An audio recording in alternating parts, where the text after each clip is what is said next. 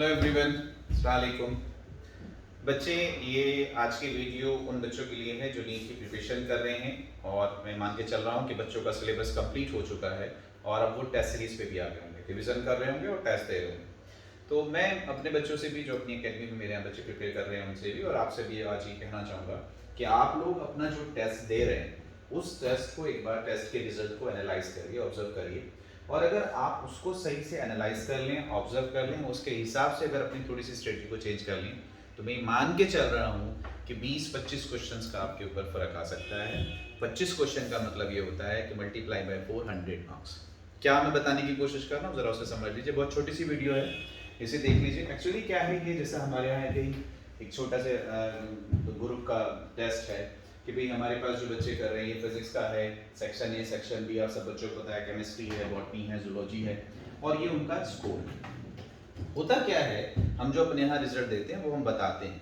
अब आप लोग देख लीजिए, जो आप टेस्ट सीरीज अटेम्प्ट कर रहे हैं क्या उसमें आप लोग ये देखते हैं, हम ये बताते हैं कि बच्चे अगर आप लोगों ने जो स्कोर किया है वो ग्रांड टोटल आउट ऑफ 720 ये है। जैसा अगर मैं आपको एक बच्चे का रिजल्ट बताऊं तो उससे आपको सारी चीज़ समझ में आ जाएगी कि मैं आपसे अगर ये कह रहा हूँ कि भाई हमारे पास ये एक बच्चा है जिसका आउट ऑफ 720 506 स्कोर आया है, लेकिन साथ साथ हम उस बच्चे को ये भी बताते हैं कि विदाउट नेगेटिव अगर आपके जो क्वेश्चंस गलत हुए हैं उसमें जो -1 डिडक्ट होता है, अगर वो डिडक्ट ना हुआ होता तो आपका अपना स्कोर 544 होता। इसका क्या मतलब है? एक तो इसका मतलब सीधा सा ये है कि जो आपने गलत अटेम्प्ट किया अगर आप उसे ना करते, उन क्वेश्चंस को ही ना करते, तो जितने आपने सही किए थे उन्हीं को छोड़ देते जिसमें डाउट था, जिसमें कंफ्यूजन था, जिसमें आप कंफ्यूज हो रहे थे, अगर वो अटेम्प्ट ना करते तो आपका स्कोर होता 544।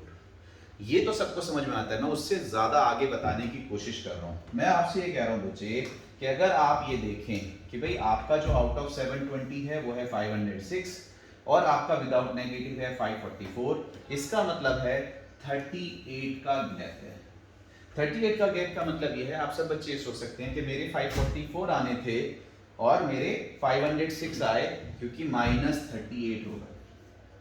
मैं ये कहता हूं कि नहीं, आपके 544 नहीं आने थे, मैं बता रहा हूं कि आपके कितने आने थे। एक्चुअली हुआ क्या है आप सब बच्चों का, जैसा अगर हम इसी की बात करें कि भाई हमने जो एनालाइज करते हैं, हम जो रिजल्ट बनाते हैं, हम ये करते हैं कि भाई आपने राइट आंसर कितने किए हैं, ठीक है, इन्होंने 27 राइट आंसर किए, इन्होंने रॉन्ग आंसर कितने किए हैं, इन्होंने 7 रॉन्ग आंसर किए और इन्होंने इस वाले सेक्शन में कोई भी एक जो नॉट अटेम्प्ट है वो 1 है।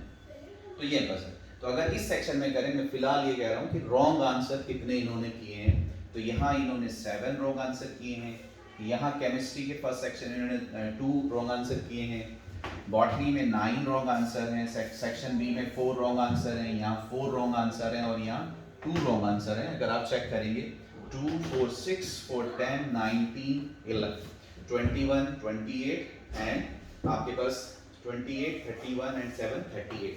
तो 38 क्वेश्चंस जो हैं इन्होंने रॉन्ग अटेम्प्ट किए। मेहरबानी करके इधर देखिए, तो इनका अगर सही इन्होंने जो किया था वो 544 था, 38 क्योंकि इन्होंने रॉन्ग अटेम्प्ट कर लिए, मल्टीप्लाई बाय 1 होके -38 हो जाएगा, तो इनका स्कोर आया 506।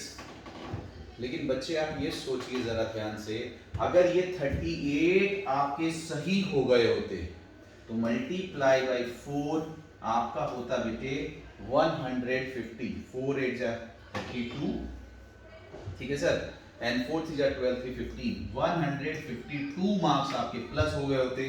तो 554 प्लस 152, 2 4 6 4 5 9 696। जो बच्चा आपको यहाँ नजर आ रहा है वो बच्चा यहाँ 696 के साथ ऊपर होता है। तो बेसिकली आपको मैं बताने की कोशिश ये कर रहा हूँ कि आप ये कोशिश करिए कि जो आपके रैंक नेगेटिव हो रहे हैं। अब मैं एक चीज और आपसे बता दूं, जो बच्चा अच्छा है, सीरियस है, सिंसियर है, उसका ये जो रॉन्ग हुआ है ये उसने अपनी मर्जी मतलब जानबूझ के नहीं किया है, उसे अपना आंसर सही लग रहा था, उसकी कैलकुलेशन सही हो रही थी। हो सकता है वो लैंग्वेज में कंफ्यूज हो गया हो क्योंकि एग्जामिनर चाहते हैं कि आप कंफ्यूज हो और 2 सिमिलर आंसर में से आपने सही ना चूज करके दूसरा चूज कर लिया हो। दूसरी बात, कैलकुलेशंस में इस तरह की देते हैं कि भाई आप कैलकुलेशन में कंफ्यूज हो जाए और उससे सिमिलर जो है आपका आंसर आ जाए, आपने वहां टिक कर दिया हो सकता है कैलकुलेशन मिस्टेक हो। हो सकता है फॉर्मूला आपने गलत अप्लाई किया हो सकता है क्वेश्चंस को मिसअंडरस्टैंड करके आपने दूसरा आंसर किया हो। तो मेरा ये मानना है कि बहुत ज्यादा मतलब 60 to 70% उस टॉपिक की आपको क्लियरिटी थी, आपको पता था, लेकिन लास्ट 10 to 20% में आप डिस्टर्ब हुए, कंफ्यूज हुए, गलत कैलकुलेट कर गए और आपका आंसर गलत हो गया। अगर उस 10-20% पे आप कंट्रोल कर लें तो आपका स्कोर देख रहे हैं कितना बढ़ेगा। बस मैं यही कह रहा हूँ। तो जरा बच्चे अपने पिछले 2-3 टेस्ट उठा के देखिए और आप चेक करिए कि फिजिक्स में या केमिस्ट्री में या बॉटनी में या जूलॉजी में कितने क्वेश्चंस आप रॉन्ग कर रहे हैं, जिसकी वजह से आपके -1 डिडक्ट नहीं हो रहे हैं, आपको -4 का लॉस हो रहा है। अगर आपका वो सही हो जाए तो आपका 4 मार्क्स ईच क्वेश्चन इंक्रीज हो जाएगा। तो मैं आपको यही सजेस्ट करूंगा आज की डेट में, और उम्मीद करूंगा कि आप इस तरह से अगर अपने सिलेबस पे कमांड कर लें, इस चीज़ को ऑब्जर्व करके चेक कर लें और अपना अपना रिजल्ट बढ़ा लें और फिर नीट में आप क्वालिफाई हो जाएं और गवर्नमेंट सीट अच्छे कॉलेज की ले लें, तो फिर एक मिठाई हमें भी खिलवा दीजिएगा। तो मैं आपसे ये कह रहा हूँ बच्चे, मेरा आज सजेशन सिर्फ इतना सा ही है कि आप सब बच्चे 2 जगह अपना एफर्ट्स लगाइए। माशाल्लाह जो बच्चे अपना राइट कर चुके हैं उसको कॉन्फिडेंस के साथ सेव और सिक्योर करके रख दीजिए कि ये चैप्टर्स, ये टॉपिक, ये सब्जेक्ट मेरे अच्छे से हो गए हैं। अब मुझे 2 जगह काम करना है। मैं अपने स्टूडेंट्स को भी यही कह रहा हूँ और आप बच्चों को भी यही कह रहा हूँ कि 2 जगह कहाँ आपको काम करना है कि अब आप काम करिए रॉन्ग अटेम्प्ट पे, कि जो आप रॉन्ग अटेम्प्ट कर रहे हैं अगर उसको आप सही कर लें तो आपका स्कोर कितना बढ़ जाएगा ये आप चेक कर सकते हैं। मैं हर एक बच्चे के साथ बता सकता हूँ, जैसा यहाँ पे 38 का गैप है तो 38 इंटू 4, यहाँ देखिए इस बच्चे ने 26 का किया है, मल्टीप्लाई बाय 4 करेंगे तो 104 इनका प्लस हो जाएगा। इन्होंने भी 596 किया है तो इनका भी इतना ही आएगा। यहाँ आपके पास अगर आप देखेंगे तो 20 क्वेश्चंस का गैप है, मल्टीप्लाई बाय 4 करेंगे तो 80 इनका इंक्रीज होगा। तो हम जिसे -1 समझ रहे हैं कि -1 का लॉस हुआ है, -4 का लॉस हो रहा है बच्चे, क्योंकि आप उसके करीब हैं, आप उसके आसपास हैं। मैं सब बच्चों से ये कहता हूँ कि अगर सीरियस बच्चा है, एक तो है तुक्का मारने वाला, बस मैंने तो आंख बंद करके मार दिया, लेकिन जो सीरियस बच्चा है जो 400 प्लस स्कोर कर रहा है वो सीरियस है, वो गलत तुक्के नहीं मार रहा है। तो इसका मतलब आप अपने टॉपिक के, अपने सब्जेक्ट के, अपने क्वेश्चंस के आसपास ही हैं। तो 20% एफर्ट देके आप देखिए कितने % रिजल्ट अपना इंप्रूव कर सकते हैं। तो मैं 2 चीजें सब बच्चों से कह रहा हूँ कि बेटे अब आप अटेम्प्ट करिए, रॉन्ग अटेम्प्ट को ठीक करने की कोशिश करिए, 10 से 20% मेहनत करके आप पे वो सॉल्व हो जाएगा और आप आ जाएगा।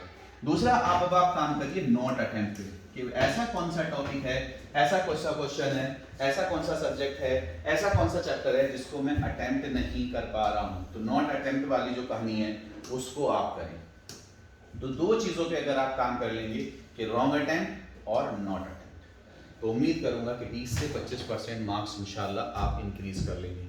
तो ऑल द वेरी बेस्ट बच्चे। और जब आप इसको देखें, एक चीज़ और, जो बच्चे टेस्ट फोबिया फील करते हैं, आपका फाइनल टेस्ट जो आपका नीट का एग्जाम है उस दिन होगा जब एनटीए कंडक्ट करेगा। उससे पहले जितने भी टेस्ट हैं वो सब प्रैक्टिस टेस्ट हैं। प्रैक्टिस टेस्ट का मतलब है अगर आपको क्रिकेट अगर आप देखते हैं, आपको सिक्सर लगाना है, तो सिक्सर लगाने के लिए आपको पूरी जान से बल्ला घुमाना चाहिए। तो उसकी प्रैक्टिस करने के मैं पूरा हिट कर सकता हूँ या नहीं कर सकता हूँ, इस टाइम स्टंप पे वो लग गया, मुझे कोई परवाह नहीं, because just now I am practising.